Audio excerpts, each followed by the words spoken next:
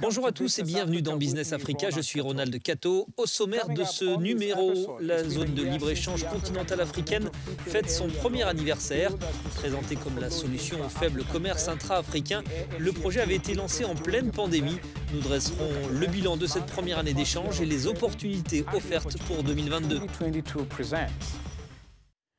Merci d'être au rendez-vous. On l'a donc annoncé comme une nouvelle ère, une solution pour débloquer le commerce intra-africain, les investissements et l'industrialisation.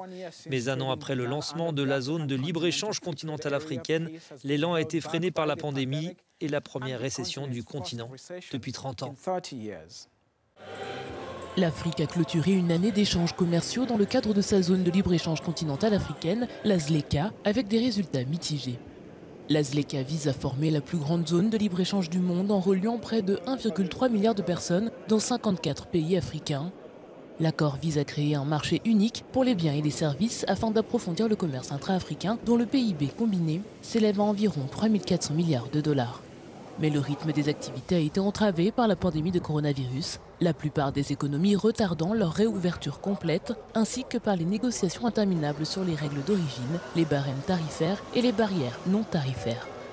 On s'inquiète également de voir des pays puissants tenter de négocier des accords de libre-échange avec des pays africains, ce qui est considéré par certains comme une tentative d'affaiblir la ZLECA.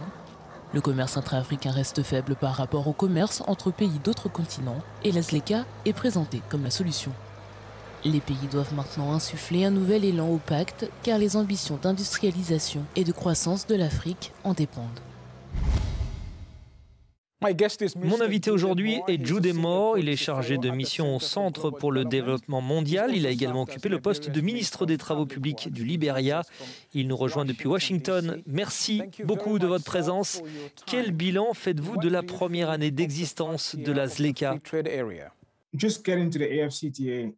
Le simple fait d'accéder à la ZLECA fait un accomplissement important pour le continent. Il faut se rappeler que cette idée de combiner les économies du continent a été discutée pour la première fois dans les années 90 à Abuja. Et donc, le mener à bien est un exploit incroyable. Je pense que nous ne devons pas le minimiser. Néanmoins, cela a été difficile et cette difficulté était à prévoir. Certaines difficultés n'ont absolument rien à voir avec nous. Il y a eu tout d'abord la pandémie. C'est vraiment difficile de lancer un programme d'échange au milieu d'une pandémie avec tous les blocages que cela a engendré. La pandémie a imposé des restrictions et des contraintes importantes sur ce qui pourrait réellement être fait. La dernière chose que je dirais, c'est que je ne suis pas vraiment découragé car il s'agit d'un processus de plusieurs décennies et non d'un processus qui se déroulera sur 1 ou 2 années.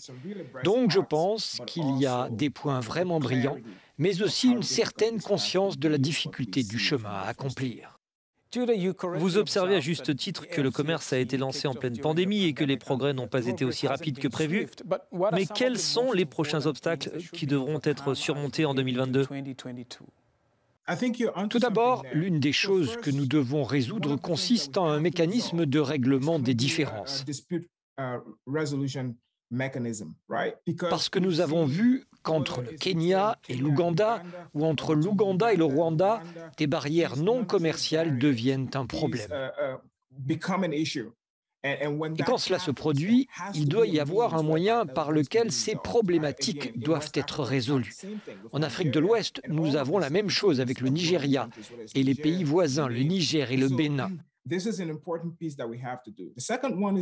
La seconde est que les règles pensées à l'origine sont difficiles.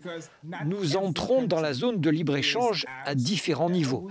Et donc, à cause de cela, il y a une incitation à tricher.